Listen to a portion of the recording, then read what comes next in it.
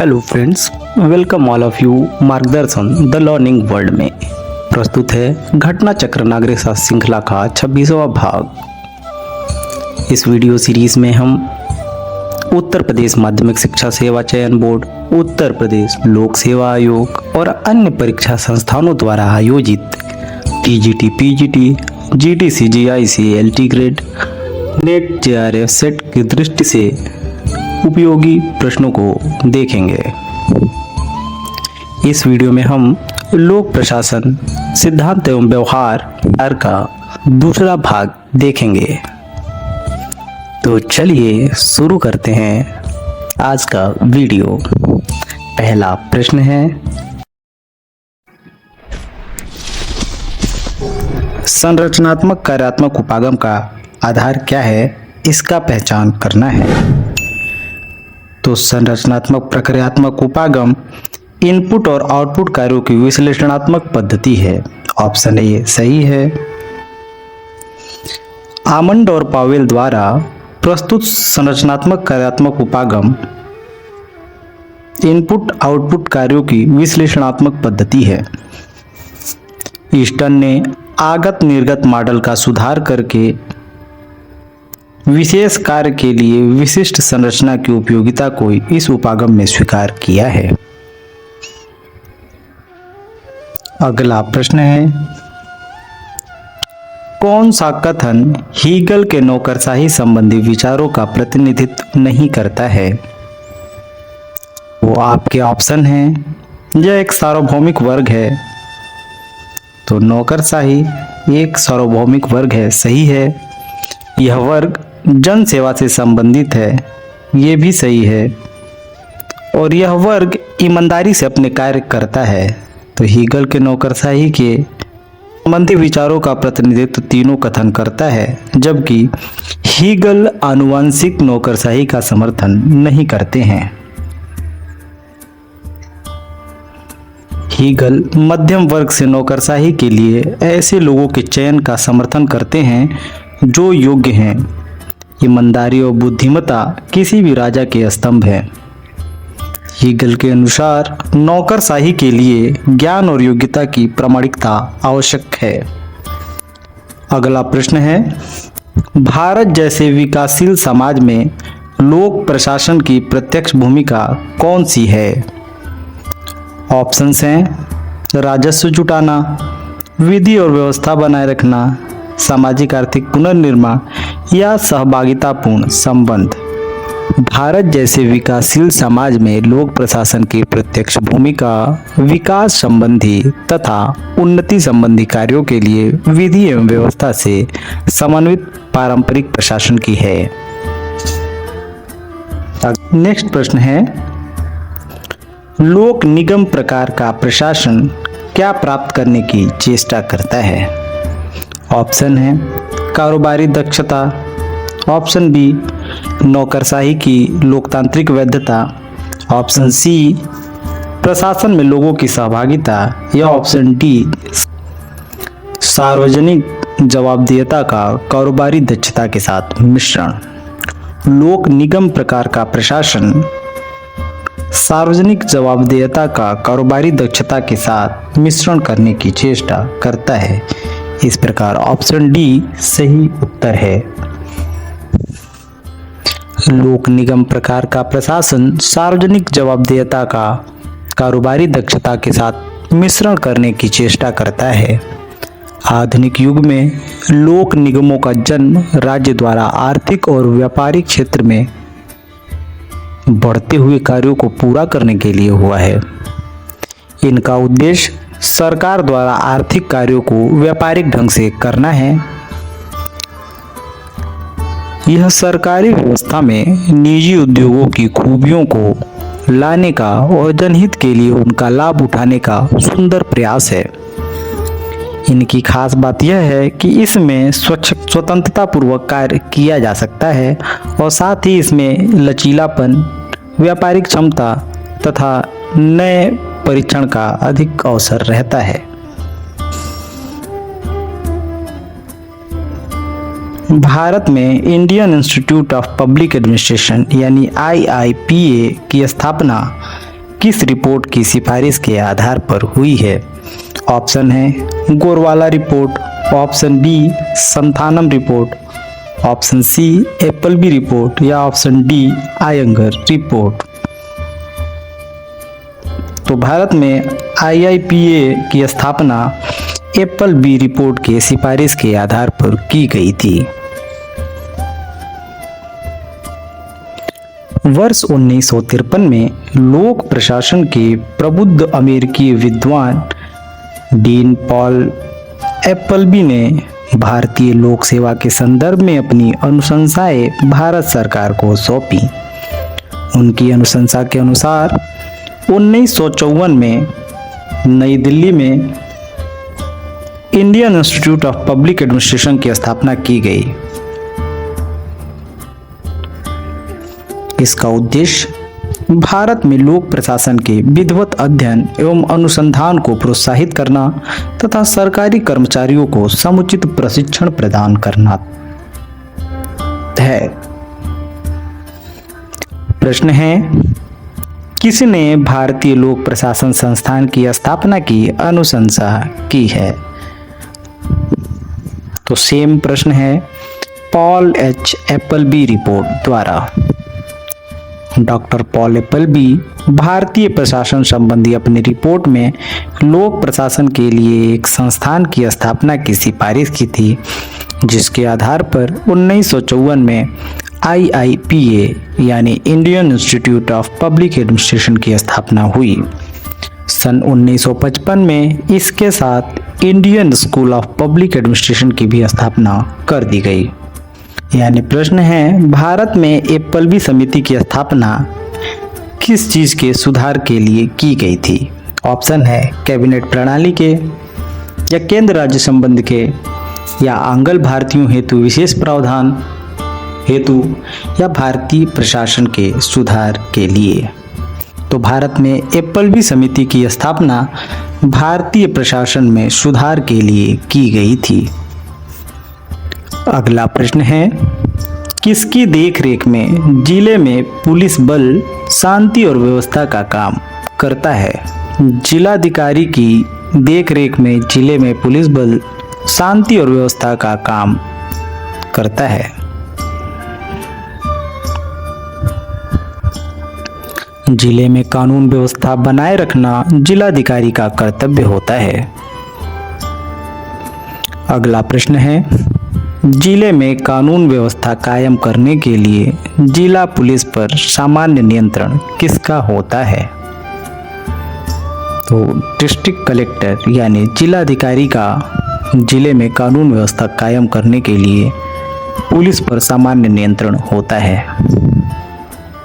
जिला मजिस्ट्रेट जिले में आपराधिक प्रशासन का प्रधान होता है और उस सामर्थ्य में पुलिस के कार्य को नियंत्रित और निर्देशित करता है।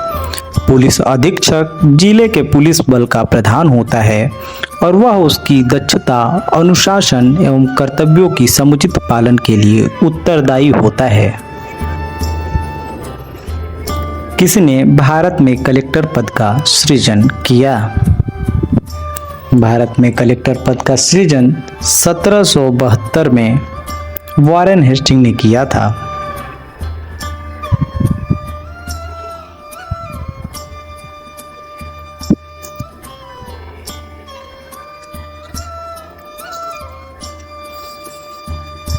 प्रश्न है, लाल बहादुर शास्त्री राष्ट्रीय प्रशासन अकादमी कहाँ स्थित है?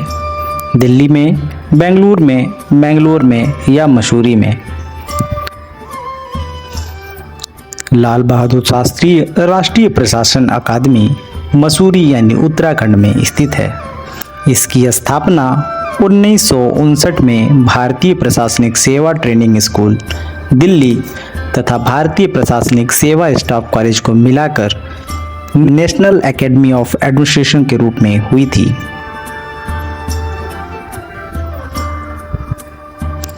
प्रश्न है, लाल बहादुर शास्त्री प्रशासनिक एकेडमी स्थित है मसूरी में।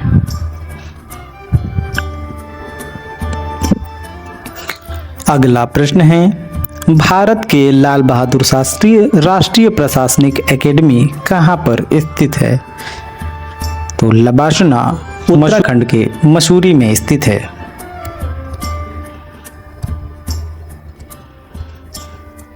भारत में लोक सेवाओं के अन्य प्रमुख प्रशिक्षण संस्थानों को देखें तो सरदार वल्लभ भाई पटेल राष्ट्रीय पुलिस एकेडमी हैदराबाद में स्थित है। एडमिनिस्ट्रेटिव स्टाफ कॉलेज भी हैदराबाद में है, लेकिन भारतीय लोक प्रशासन संस्था यानी IIPA दिल्ली में है। रेलवे स्टाफ कॉलेज बड़ोदरा में बना है और राष्ट्रीय प्रत्यक्ष कर अकादमी नागपुर में स्थित है और राष्ट्रीय ग्रामीण विकास संस्थान हैदराबाद में स्थित है। प्रश्न है, IAS के लिए भर्ती एजेंसी कौन सी है? UPSC, संघ लोक सेवा आयोग यानी UPSC भारत के संविधान द्वारा स्थापित एक संवैधानिक निकाय है। यह भारतीय प्रशासनिक सेवा यानी IAS के योग्य उम्मीदवारों का चयन, प्रशिक्षण, अनुशासन व पदोन्नति संबंधी संवैधानिक दायित्वों का निर्वहन करता है। संविधान के अनुच्छेद 315 से 323 में संघ लोक सेवा आयोग और राज्य लोक सेवा आयोग के गठन का प्रावधान है। प्रशासकीय स्टाफ कॉलेज कहाँ स्थित है? ऑप्शन है मुंबई, दिल्ली, हैदराबाद या कोच्चिन। प्रशासकीय स्टाफ कॉलेज हैदराबाद में स्थित है। वर्ष 1947 में स्थापित प्रशासकीय स्टाफ कॉलेज हैदराबाद में स्थित है। इस संस्थान में सरकारी व गैर सरकारी उच्च पदाधिकारियों को व्यावसायिक प्रशिक्षण दिया जाता है। प्रश्न है, राष्ट्रीय पुलिस अकादमी का नामकरण किस राजनेता के नाम पर किया गया है? ऑप्शंस हैं सरदार वल्लभ भाई पटेल, लाल बहादुर शास्त्री, YV चौहान या चरण सिंह। तो राष्ट्रीय पुलिस अकादमी का नामकरण सरदार वल्लभ भाई पटेल के नाम पर किया गया है। 15 सितंबर 1948 को माउंट आबू में राष्ट्रीय पुलिस प्रशिक्षण कॉलेज की स्थापना की गई। बाद में इस प्रशिक्षण अकादमी का नाम सरदार वल्लभ भाई पटेल कर दिया गया। इसे 1975 में हैदराबाद स्थानांतरित कर दिया गया। अगला प्रश्न है, लाइन एजेंसी का कार्य है। तो आपको पहचान करना है कि लाइन एजेंसी का कार्य कौन सा है। ऑप्शन है सेवा करना, ऑप्शन बी कार्यान्वित करना, ऑप्शन सी प्रशिक्षित करना या ऑप्शन डी इनमें से कोई नहीं। तो लाइन एजेंसी का काम होता है कार्यान्वित करना। मूने और रीले ने सूत्र स्टाफ के संगठन का एक सिद्धांत स्वीकार किया है। लाइन या सूत्र एजेंसी को विलोबी ने प्राथमिक या क्रियात्मक इकाई कहा है। संगठन के प्राथमिक उद्देश्यों की प्राप्ति लाइन एजेंसी का दायित्व है। स्टाफ एजेंसी इनकी सहायक भूमिका का निर्वाह करती है। अगला प्रश्न है, बाहर से भर्ती होती है क्या? नकारात्मक भर्ती, सकारात्मक भर्ती, प्रत्यक्ष भर्ती या पदोन्नति। तो बाहर से भर्ती का अर्थ है प्रत्यक्ष भर्ती। बाहर से भर्ती को प्रत्यक्ष भर्ती भी कहा जाता है। भर्ती की यह विधि लोकतंत्र के अनुरूप है, क्योंकि इससे सभी योग्य व्यक्ति सार्वजनिक सेवा हेतु चयन के लिए समान अवसर पाते हैं। इससे चयन का क्षेत्र बढ़ जाता है, इसलिए देश के लिए योग्य व्यक्ति मिल जाते हैं। अगला प्रश्न है, भारतीय लोक प्रशासन संस्थान कहाँ स्थित है? भारतीय लोक प्रशासन संस्थान नई दिल्ली में स्थित है और इसकी स्थापना 29 मार्च 1954 को की गई थी। भारतीय लोक प्रशासन संस्थान अल्पकालीन पाठ्यक्रमों को शासकीय सेवा में कार्यरत कर्मचारियों या विश्वविद्यालयों में प्रशिक्षणरत व्यक्तियों के लिए संचालित किया जाता है। सामान्यतः केंद्र या राज्य सरकारों के उप सचिवों एवं अवर सचिवों की श्रेणी के कर्मचारी इन पाठ्यक्रमों में भाग लेते हैं।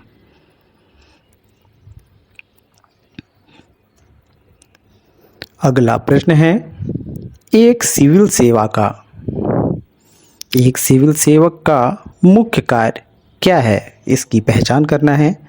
ऑप्शंस हैं बजट पास करना, कानून लागू करना, चुनाव लड़ना या अपने पक्षधर अभ्यर्थियों को निर्वाचित होने में सहायता।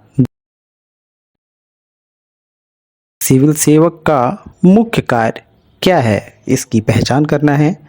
ऑप्शंस हैं बजट पास करना, कानून लागू करना, चुनाव लड़ना या अपने पक्षधर अभ्यर्थियों को निर्वाचित होने में सहायता देना। तो एक सिविल सेवक का कार्य होता है कानून को लागू करना या क्रियान्वित करना।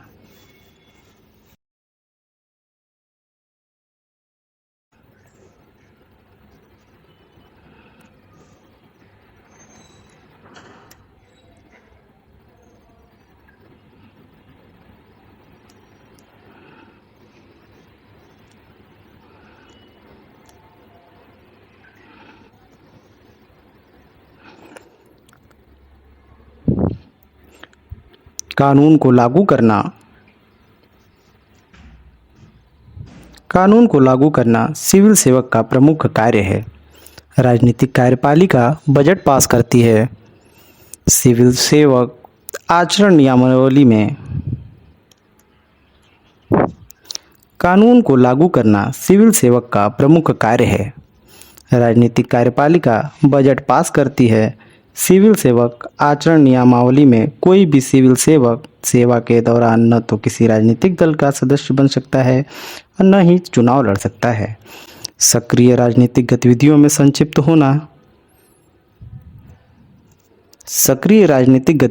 संलिप्त होना सिविल सेवक के लिए आचार संहिता का उल्लंघन माना जाएगा, जो विधि के अनुसार दंडनीय होगा।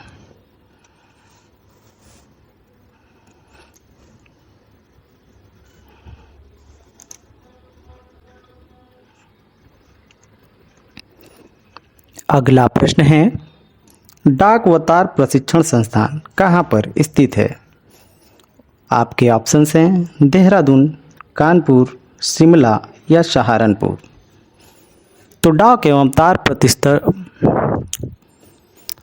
व तार प्रशिक्षण संस्थान सहारनपुर में स्थित है।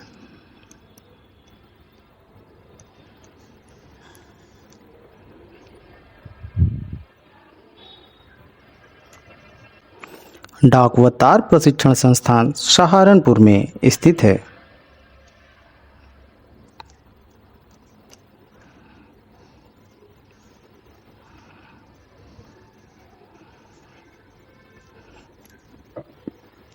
भारत में लॉर्ड डलहौजी के शासनकाल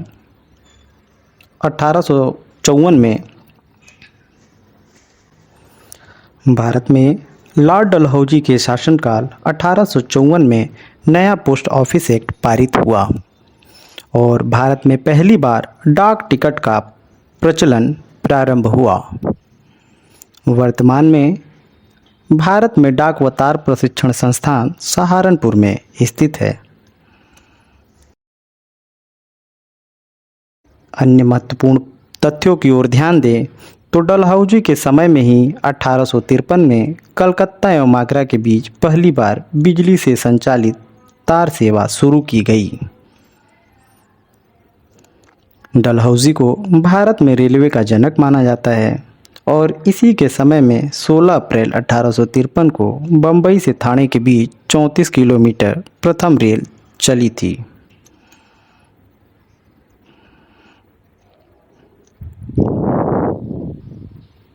अगला तथ्य देखेंगे, सत्येंद्र नाथ टैगोर पहले भारतीय थे जिन्होंने 1863 के लंदन में हुई सिविल सेवा परीक्षा में सफलता प्राप्त की थी और 1922 से इलाहाबाद, भारत एवं लंदन दोनों स्थानों पर साथ साथ सिविल परीक्षाओं का आयोजन किया जाने लगा।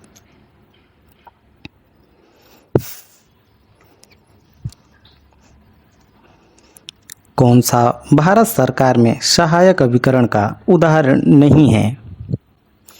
तो अगला प्रश्न है, भारत सरकार में सहायक अभिकरण का उदाहरण नहीं है।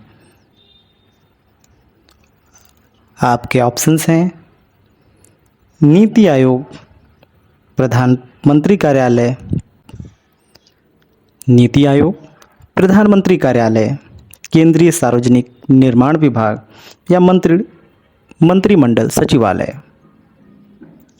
तो आपका सही आंसर है केंद्रीय सार्वजनिक निर्माण विभाग। तो सही ऑप्शन है केंद्रीय सार्वजनिक निर्माण विभाग।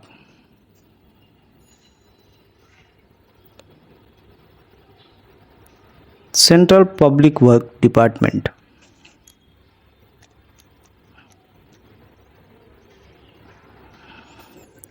केंद्रीय सार्वजनिक निर्माण विभाग यानी CPWD भारत में सहायक अभिकरण का उदाहरण है, जबकि नीति आयोग, प्रधानमंत्री कार्यालय तथा मंत्रिमंडल सचिवालय स्टाफ अभिकरण के उदाहरण हैं। मंत्रिमंडल समितियां, संघ लोक सेवा आयोग और CBI यानी केंद्रीय जांच ब्यूरो भी स्टाफ अभिकरण हैं। प्रश्न है, द्वितीय प्रशासनिक सुधार आयोग यानी सेकंड ARC की बात हो रही है। तो द्वितीय प्रशासनिक सुधार आयोग की अध्यक्षता किसने की?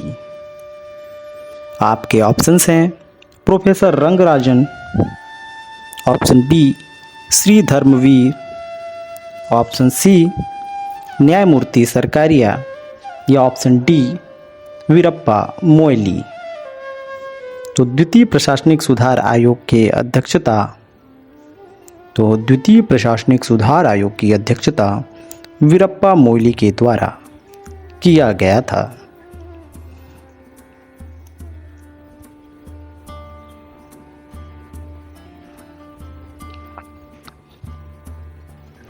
द्वितीय प्रशासनिक सुधार आयोग का गठन 31 अगस्त 2005 को वीरप्पा मोइली की अध्यक्षता में किया गया था।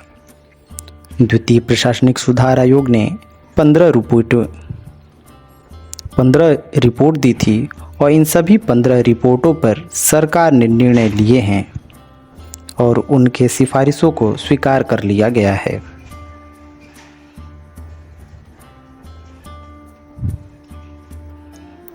अगला प्रश्न है, भारतीय पुलिस सेवा किस विभाग या मंत्रालय के अधीन आता है? अगला प्रश्न है, भारतीय पुलिस सेवा किस विभाग या मंत्रालय के अधीन आता है? आपके ऑप्शंस हैं कार्मिक एवं प्रशिक्षण विभाग के अंतर्गत,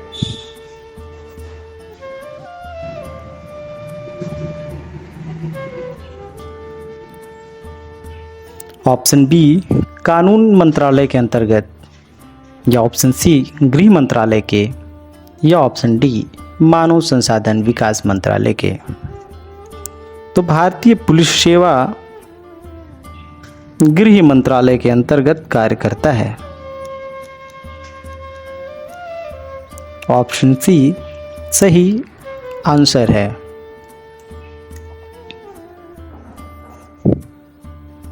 भारतीय पुलिस सेवा गृह मंत्रालय के अंतर्गत कार्य करता है। भारतीय पुलिस सेवा यानी इंडियन पुलिस सर्विसेज। भारतीय पुलिस सेवा यानी इंडियन पुलिस सर्विस। भारतीय पुलिस सेवा IPS Indian police service, retake and final.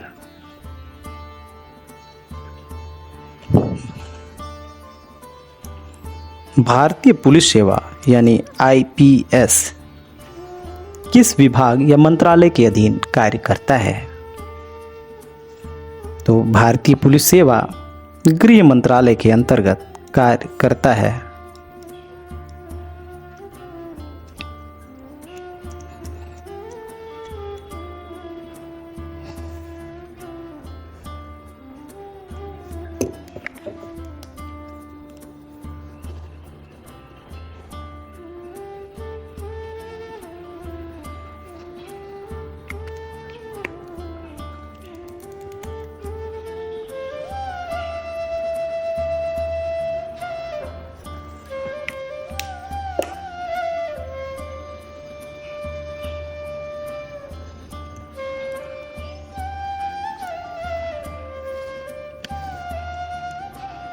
Bharat सरकार के गृह मंत्रालय के अधीन भारतीय पुलिस सेवा आता है। यह एक अखिल भारतीय सेवा है और उल्लेखनीय है कि भारत में कुल 3 अखिल भारतीय सेवाएं हैं। पहला है भारतीय प्रशासनिक सेवा, दूसरा है भारतीय पुलिस सेवा और तीसरा है भारतीय वन सेवा। भारतीय प्रशासनिक सेवा के लिए कार्मिक लोक शिकायत एवं पेंशन मंत्रालय तथा भारतीय वन सेवा के लिए पर्यावरण वन मंत्रालय नियंत्रण प्राधिकारी है। द्वितीय प्रशासनिक आयोग यानी सेकंड ARC का चौथा प्रतिवेदन किससे संबंधित था? तो ये बहुत ही महत्वपूर्ण सवाल है जो विभिन्न प्रतियोगी परीक्षाओं में बार बार पूछा गया है। तो ध्यान दें और इसे याद रखें कि सेकंड ARC का चौथा रिपोर्ट जो है शासन में नैतिकता से संबंधित है। तो सेकंड ARC का जो 4th रिपोर्ट है वह शासन में नैतिकता से संबंधित है। पहला रिपोर्ट सूचना का अधिकार, सूचना की मास्टर कुंजी तथा अंतिम या 15वीं रिपोर्ट राज्य और जिला प्रशासन से संबंधित है। अगला प्रश्न है, नौकरशाही की बढ़ती शक्तियों को किस लेखक ने नए प्रकार का अधिनायकवाद या डेस्पोटिज्म की संज्ञा दी है? ऑप्शंस हैं लॉर्ड हेवर्ड, रमजे मोर, हेरोल्ड जेलास्की या सर विलियम वेवरीज। तो नौकरशाही की बढ़ती शक्तियों को ध्यान में रख करके लॉर्ड हेवर्ड ने इसे अधिनायकवाद की संज्ञा दी है। लॉर्ड हेवर्ड ने वर्ष 1929 में प्रकाशित अपनी पुस्तक द न्यू डेस्पोटिज्म यानी नई तानाशाही में नौकरशाही की बढ़ती शक्तियों को नए प्रकार के अधिनायकवाद की संज्ञा दी है। अन्य महत्वपूर्ण तथ्यों की ओर ध्यान दें तो लॉर्ड हेवर्ड यूनाइटेड किंगडम के एक न्यायाधीश और राजनीतिज्ञ थे और उनकी किताब यूनाइटेड किंगडम के एक संवैधानिक तथा राजनीतिक तूफान का कारण बनी और अत्यधिक विवादास्पद रही है।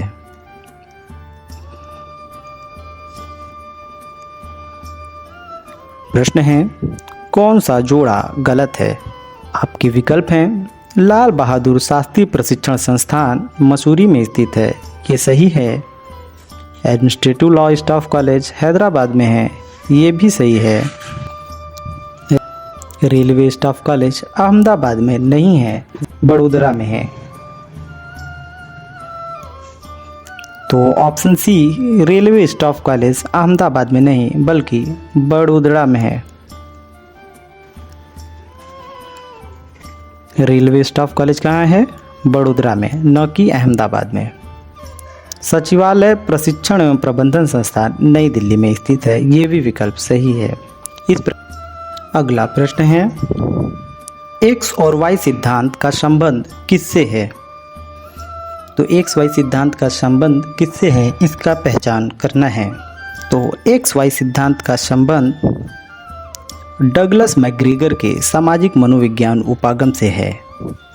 इस प्रकार सही उत्तर विकल्प डी होगा। डगलस मैकग्रेगर एक प्रसिद्ध व्यवहारवादी और मनोवैज्ञानिक हैं।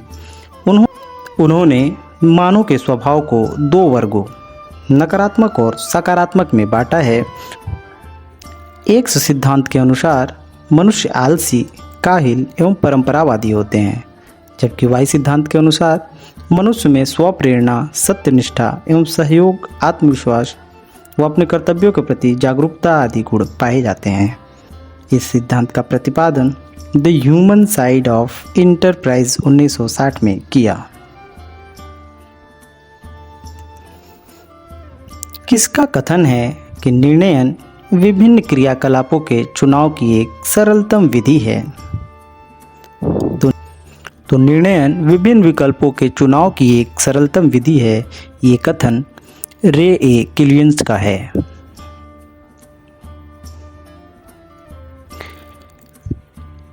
रे ए किलियंस के अनुसार निर्णयन विभिन्न विकल्पों के चुनाव की एक सरलतम विधि है। वहीं जॉर्ज और टेरी के शब्दों में निर्णय किसी एक कसौटी पर आधारित दो या दो से अधिक संभावित विकल्पों में से एक का चुनाव है। हर्बर्ट साइमन के अनुसार निर्णयन में तीन प्रमुख अवस्थाओं का समावेश होता है। पहला है निर्णय लेने के अवसरों का पता लगाना, दूसरा है संभावित कार्य मार्गों का पता लगाना और तीसरा है कार्य मार्गों में से किसी एक का चयन करना।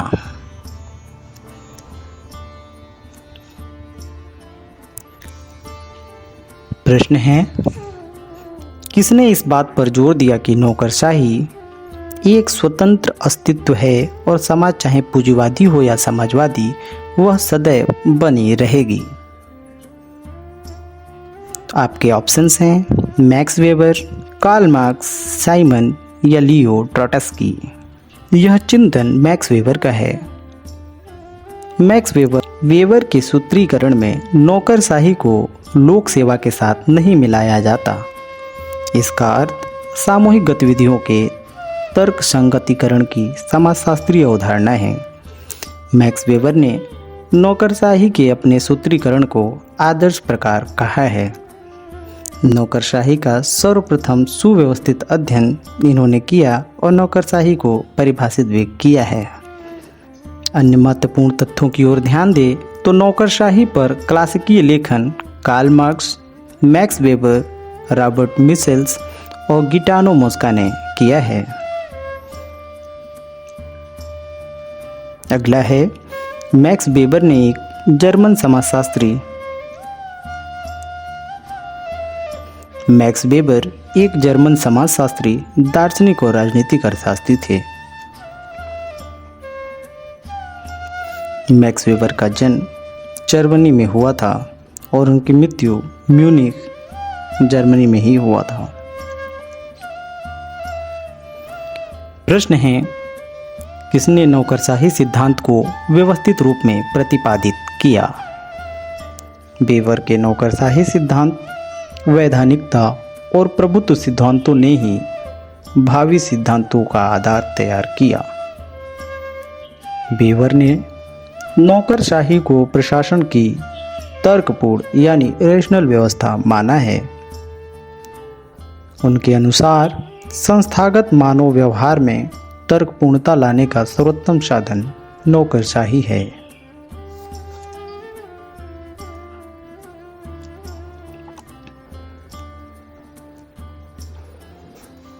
अगला प्रश्न है, किसने नौकरशाही की परिभाषा दी है? तो मैक्स वेबर ने नौकरशाही की परिभाषा दी है। ऑप्शन ए सही है।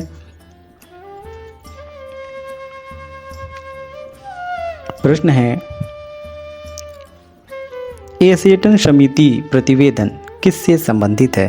आपके विकल्प हैं भ्रष्टाचार से, भर्ती से, पदोन्नति से या प्रशिक्षण से। तो एशियन समिति प्रतिवेदन प्रशिक्षण से संबंधित है।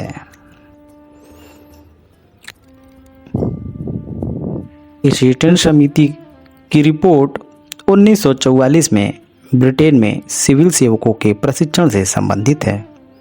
समिति ने अपने प्रतिवेदन में प्रत्येक विभाग में प्रशिक्षण कार्यक्रम को व्यवस्थित किए जाने की सिफारिश की थी। अगला प्रश्न है, सूची 1 का सूची 2 से मिलान करना। तो आइए देखते हैं मार्टिन कैपलान का संबंध किससे है। मार्टिन कैपलान व्यवस्था सिद्धांत से संबंधित हैं। हैंस जे मर्गेंथाउ यथार्थवादी सिद्धांत से संबंधित हैं। जॉर्ज लिस्का संतुलन सिद्धांत से संबंधित हैं और स्नाइडर निर्णयपरक सिद्धांत से संबंधित हैं। इस प्रकार विकल्प बी सही उत्तर होगा।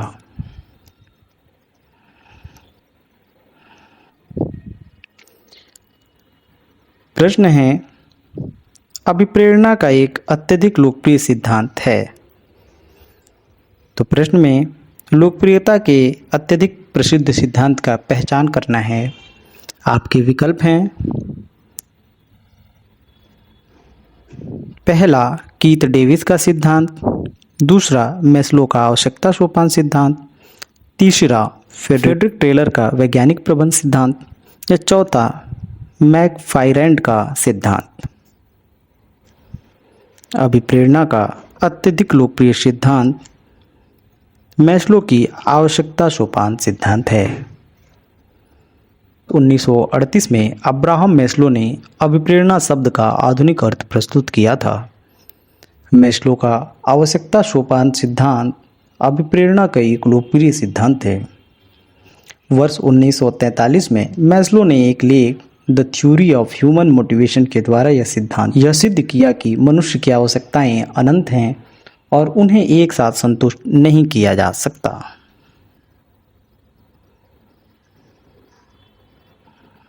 मार्क्स ने नौकरशाही की प्रशंसा निम्न में से किस विशेषता के लिए की?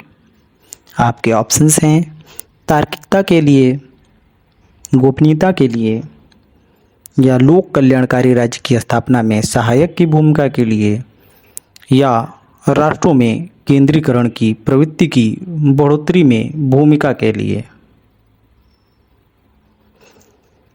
तो मार्क्स ने नौकरशाही की प्रशंसा राष्ट्रों में केंद्रीकरण की प्रवृत्ति की बढ़ोतरी में भूमिका के लिए किया था। मार्क्स ने नौकरशाही के निम्न 4 रूपों का उल्लेख किया है। पहला है अभिभावक नौकरशाही, दूसरा है जातीय नौकरशाही, तीसरा है संरक्षक नौकरशाही और चौथा है योग्यता नौकरशाही। संरक्षक नौकरशाही को लूट पद्धति भी कहा जाता है।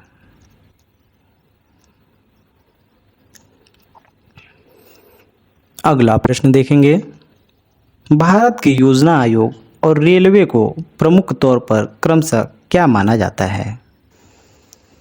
ऑप्शंस हैं वित्तीय और संचार संस्थान,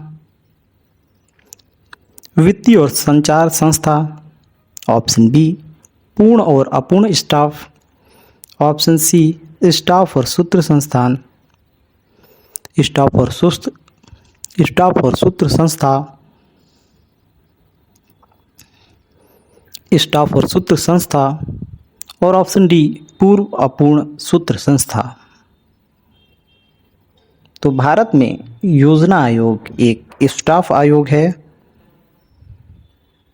योजना आयोग एक स्टाफ है और रेलवे सूत्र। भारत की योजना आयोग और रेलवे क्रमशः स्टाफ और सूत्र संस्था माना जा सकता है। मुख्य कार्यपालिका को सहायता व परामर्श उपलब्ध कराने के संबंध में 2 प्रकार के प्रशासनिक अभिकरण काम करते हैं। पहला है सूत्र अभिकरण यानी लाइन एजेंसी और दूसरा स्टाफ अभिकरण यानी स्टाफ एजेंसी। मुख्य कार्यपालिका या सरकार की नीतियों और निर्णयों का क्रियान्वयन सूत्र अभिकरण ही करते हैं। सूत्र अभिकरण का संबंध कमान की उस श्रृंखला से होता है जो शीर्ष स्तर से चलकर निम्न स्तर या कर्मचारी तक आती है। सरकार के मंत्रालय या विभाग जैसे कृषि मंत्रालय, शिक्षा विभाग आदि सूत्र अभिकरण हैं। कर्मचारी मंत्रणा या स्टाफ अभिकरण का संबंध उन सेवाओं से है जो परामर्श या सहायता के रूप में मुख्य कार्यपालिका को दी जाती है। भारत में प्रधानमंत्री कार्यालय, योजना आयोग, मंत्रिमंडल सचिवालय स्टाफ अभिकरण है। अगला प्रश्न है, कौन सा भारत का स्टाफ अभिकरण नहीं है? कौन सा भारत का स्टाफ अभिकरण नहीं है? आपके ऑप्शंस हैं मंत्रिमंडल सचिवालय, प्रधानमंत्री कार्यालय, योजना आयोग या रेलवे मंत्रालय। भारत का स्टाफ अभिकरण रेल मंत्रालय नहीं है। प्रश्न है, कौन सी संस्था लोक शिकायतों से संबंधित नहीं है? आपके ऑप्शंस हैं योजना आयोग, लोकायुक्त, उच्चतम न्यायालय, उच्चतर न्यायालय। तो सही विकल्प है ऑप्शन ए योजना आयोग। योजना आयोग देश के विकास हेतु योजनाओं का निर्माण करने वाली संस्था थी। यह लोक शिकायतों से संबंधित संस्था नहीं थी। 1 जनवरी 2015 को तत्कालीन प्रधानमंत्री श्री नरेंद्र मोदी ने योजना आयोग के स्थान पर नीति आयोग यानी राष्ट्रीय भारत परिवर्तन संस्थान का गठन किया गया।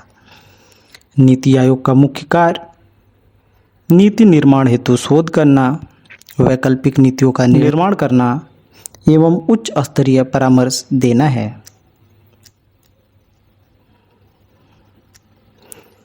अगला प्रश्न है, कौन संगठन का आधार नहीं है? आपके विकल्प हैं उद्देश्य, प्रक्रिया, व्यक्ति या योजना। तो संगठन के आधार उद्देश्य, प्रक्रिया, व्यक्ति होते हैं, जबकि योजना संगठन का आधार की श्रेणी में नहीं आता है। सामान्यतः विभागों को संगठित करने के 4 मुख्य आधार स्वीकार किए गए हैं। सामान्यतः विभागों को संगठित करने के 4 प्रमुख आधार स्वीकार किए गए हैं, यानी 4P। Purpose, process, person, place, जिसमें प्लानिंग नहीं आता है। इस प्रकार विकल्प डी सही उत्तर होगा। प्रश्न है, किस युग में उत्तम शासन का सार दिया गया है? तो पारदर्शी और जवाबदेह प्रशासन वर्ष 1992 में शासन और विकास नामक रिपोर्ट में विश्व बैंक ने विकास के लिए देश के आर्थिक और सामाजिक संसाधनों के प्रबंध में शक्ति के प्रयोग के तरीके के रूप में सुशासन यानी गुड गवर्नेंस को परिभाषित किया।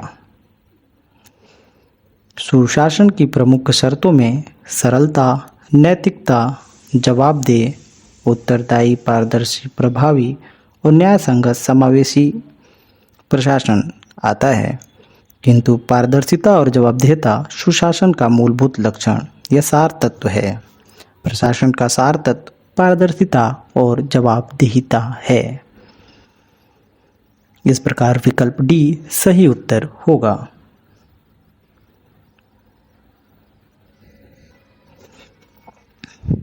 प्रश्न है, भारत के प्रतिस्पर्धा आयोग यानी CCI किस संगठन का स्थान लिया है? तो भारत में प्रतिस्पर्धा आयोग CCI का स्थान एकाधिकार एवं प्रतिबंधात्मक व्यापार व्यवहार आयोग यानी MRTPC।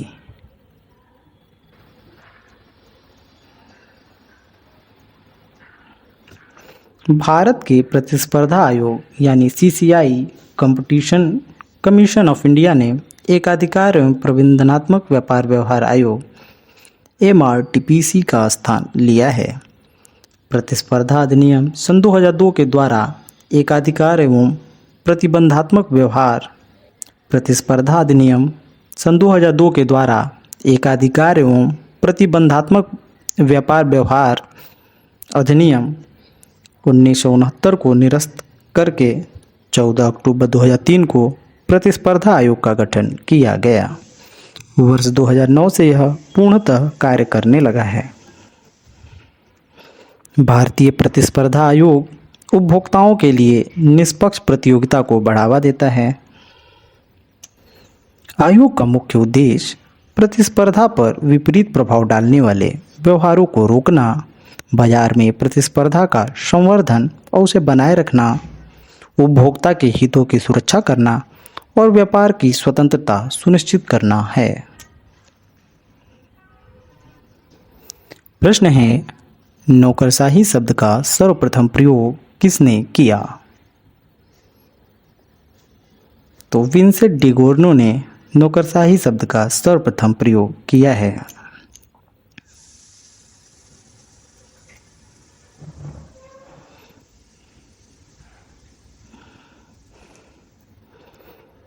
नौकरशाही शब्द की शुरुआत वर्ष 1746 में फ्रांसीसी अर्थशास्त्री विंसेंट डी गोर्नो ने की थी। डी गोर्नो ने कहा था कि फ्रांस में हमारी एक बीमारी है जो हमें तबाह कर रही है और यह बीमारी ब्यूरोमेनिया कहलाती है। अगला प्रश्न है, नौकरशाही शब्द का सर्वप्रथम प्रयोग विंसेंट डिगोर्ने द्वारा किया गया।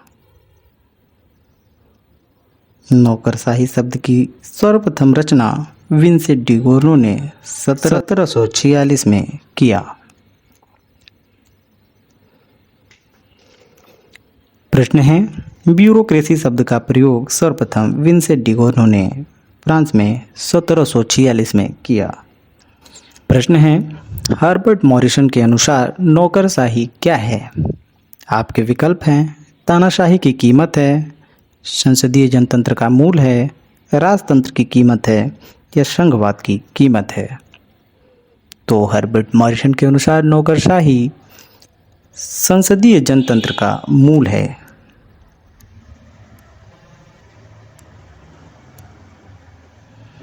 हर्बर्ट मॉरिसन के अनुसार नौकरशाही संसदीय जनतंत्र का मूल है।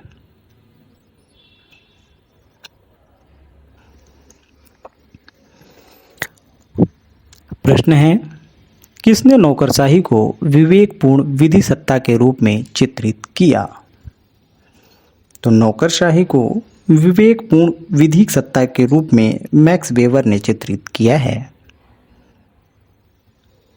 मैक्स वेबर प्राधिकार के तीन रूप बताते हैं, पारंपरिक, करिश्माई और कानूनी तार्किक प्राधिकार।